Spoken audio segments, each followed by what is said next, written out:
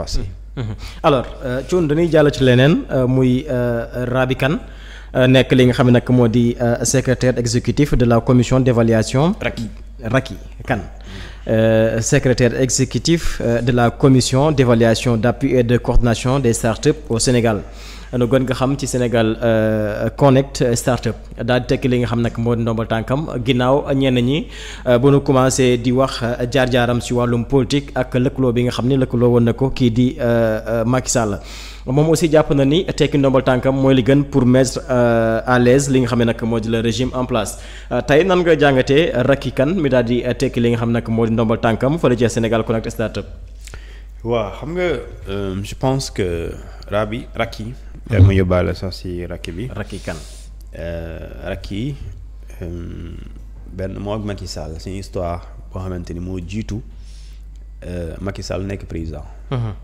parce que en 2010 en France soxna si moo dalal Macky Sall ci benn rencontre. moom ci këram d'ailleurs. donc dañuy gis ne donc antérieurement à l'élection de Macky Sall. ñoom ñaar xamante nañ mu koy jàppale nag ci wàllum politique. maintenant bu ñu demee ba juillet 2000 su ma juumulee 22 ou 23. en tout cas pour éviter de ma juum ma xool juillet 2023. d'accord Macky Sall moo ko nommé mu désigné ko secrétaire exécutif de la commission d'évaluation d'appui et de coordination bu tudd SEAC. par un décret. donc plus tard coow li fa la ñëwee nag Diomaye nag da ko promouvoir Diomaye bu ñëwee da ko promouvoir maanaam commission bi dafa bokk ci ministère des télécommunications. du numérique bu Alioune Sall coow li yëpp foofu la. soxna ji fa lay liggéey. maanaam foofu la waaw. Alioune Sall ministère am coow bi yëpp foofu la. CNRA ci la bokk commission bi fa la de. temps moom moo téye bës. waaw oui foofu la nekk. gars yi moom nañu 72 heures. léegi nag Diomaye daf ko promouvoir mu jëlee ko ci poste secrétaire exécutif de la commission d'évaluation d'appui et de coordination bu tudd SEAC.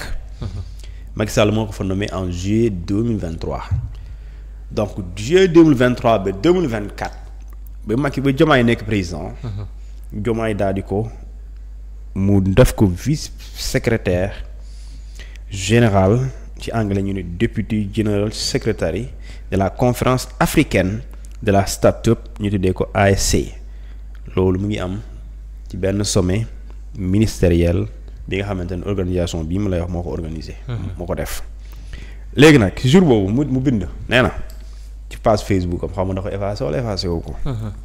je remercie nos autorités le président de la République son excellence Bassirou Diomaye Faye le premier ministre Ousmane Sonko et le ministère de la communication de l'économie numérique Alioune Sall pour la confiance et le soutien permanent qui témoignent de leur engagement en faveur du développement et de la promotion des start-up mu bindoon loolu ci page Facebook am ginnaaw bu ñu ko élire ni ñu tuddee vice secrétaire général de la conférence africaine de la start-up ñu tuddee ko ASC lors d'un sommet interministériel de la dite organisation qui s'appelle conférence africaine de la start-up ASC.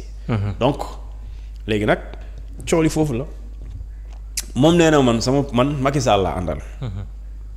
Même la démission lettre bi daf ko wax. Absolument. Man sama position politique dama koy confirmer dama koy dëggal dama ci nëbb dama ci làqut fi ma nekkoon daaw fa laa nekk.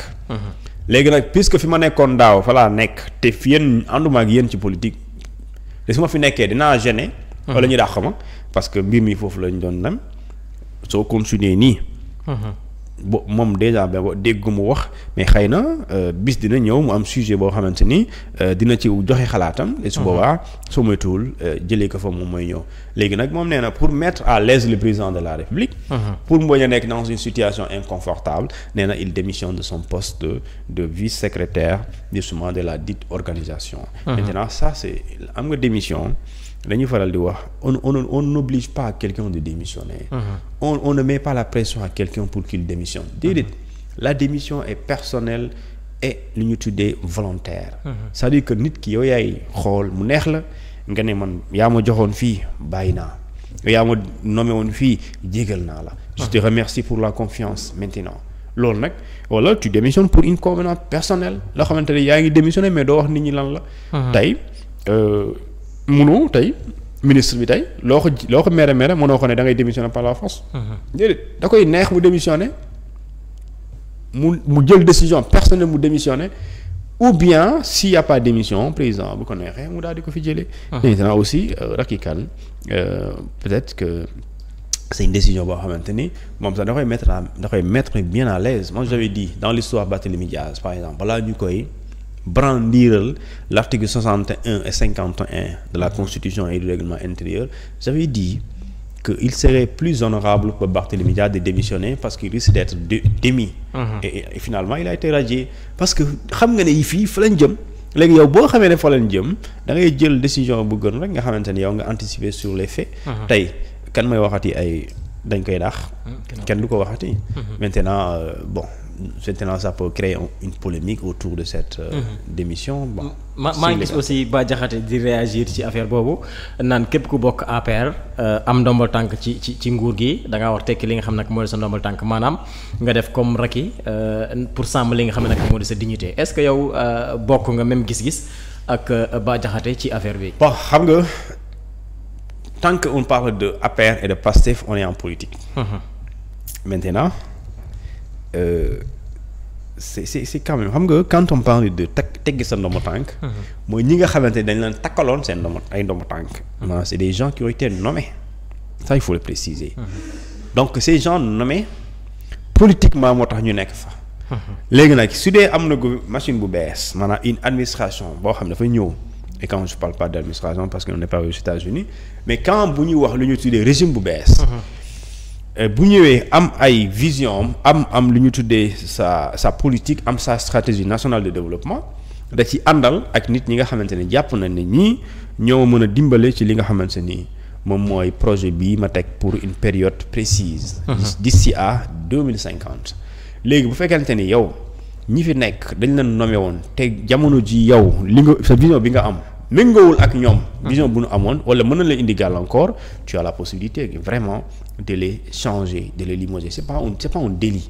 léegi nag ce serait grave par exemple si on tentait de faire partir des fonctionnaires par exemple.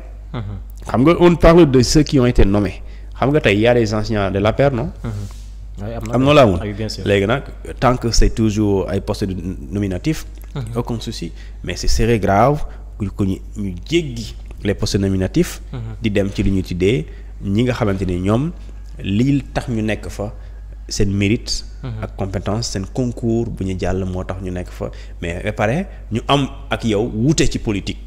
xam nga fu waaw fu day garaaw mais tant que c'est politique dañ leen nommé tey ki la nommé tey keneen bu ñëwee mën na la fi jëlee. tey Joe Biden mu ngi waaj day dem ñi mu àndaloon ñëpp l'administration Biden ñëppay dem.